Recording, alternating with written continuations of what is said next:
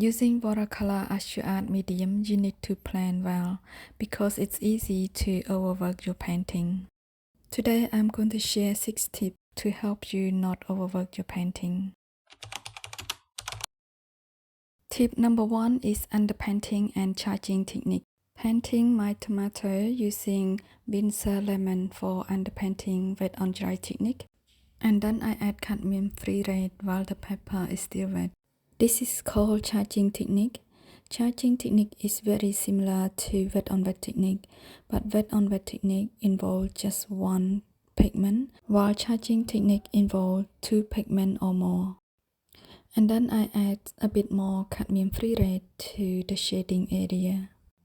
But it still didn't give me enough dimension, so I add a bit of blue to my red to get a darker red and add it into the shading area. I did all of this while the paper is still wet. I did not wait for it to dry and add another layer. So this is my charging technique, and just that my tomato is complete. So when tomato is not my focal point, I only paint 1 or 2 layers, leaving some room for more detail when I start painting my main subject. Tip number 2 is avoiding using whitewash. When I use whitewash for my painting, I only use it for the very small highlight. For the big highlight, I prefer lifting technique. Gouache is very opaque and thick.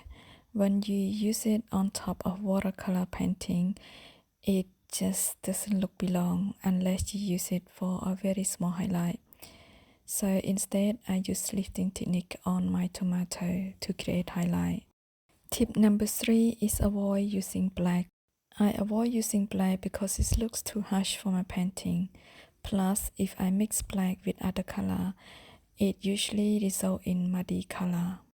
If you pay close attention, you'll be able to see colors in black subject.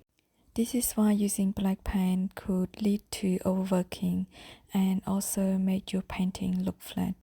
With charging technique, I use my purple mixture and French ultramarine for the highlight of the black feather. There are many ways to achieve dark pigment. Number 1 is to mix all the 3 primary colors.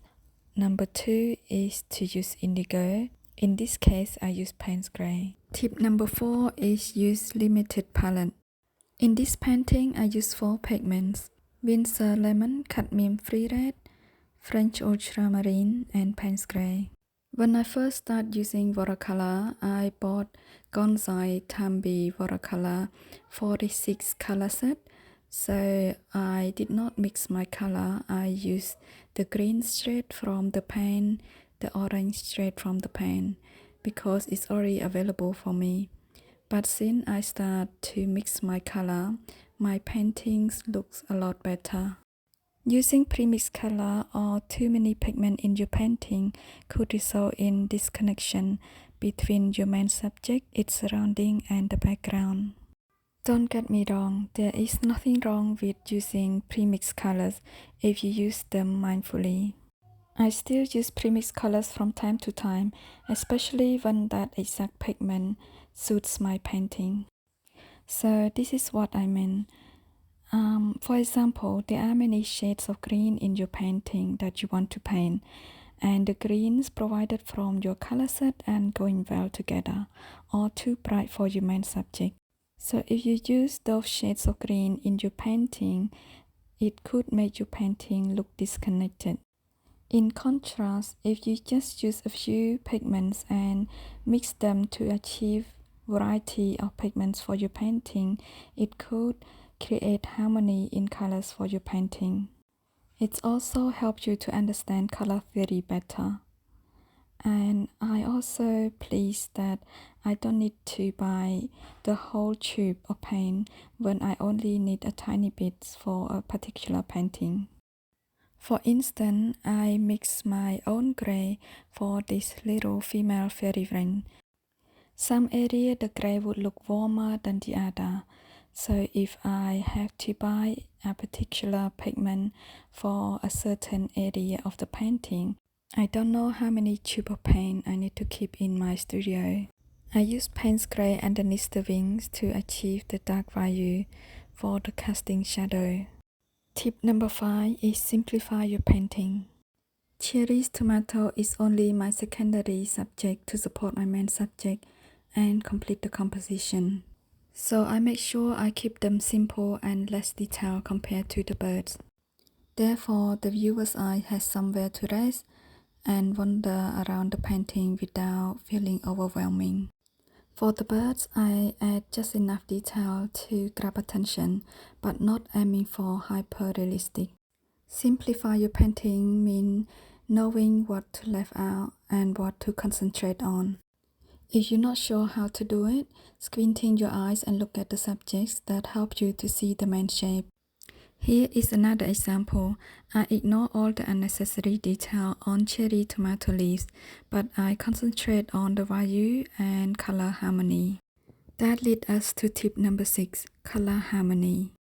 I use Winsor lemon as my first wash wet on dry technique, and then add my green mixture which I mix between French ultramarine and Winsor lemon. While my pepper is damp, I use lifting technique to create a few veins on the leaves. If you stop here, your leaf will look okay, but you can take it to the next level by adding red to the shading area or to the area where the leaves and tomatoes are touching. By doing that, we could create depth for our painting, as well as creating color harmony, because in real life, color are bouncing and reflecting on each other. Talking about creating depth for this painting, I use my cool green mixture, which is very close to blue, to paint those leaves that are in the background. In real life, the more the subjects stay further from our eyes, the cooler they appear. If you look at our tomato trees, of course all the leaves are looking green, just the leaf that's in the foreground is a bit brighter. But because we are artists, we have the right to exaggerate so that the background look more obvious and the main subject look more defined. Another advantage is I find those blue leaves tie nicely with my blue fairywrens, which create harmony for my painting. Here is another example of creating harmony for my painting. I use my charging technique and I drop on all my 4 pigments. Drop in red where the tomatoes are so that the tomatoes stay connected to the background, and paint gray on the shading area. Thank you so much for staying with me till the end. If you enjoyed this painting and find it useful, please feel free to share with someone who might be interested. As always, your like, subscription and kind comment means so much to me. See you in my next art vlogs. In the meantime, please take care.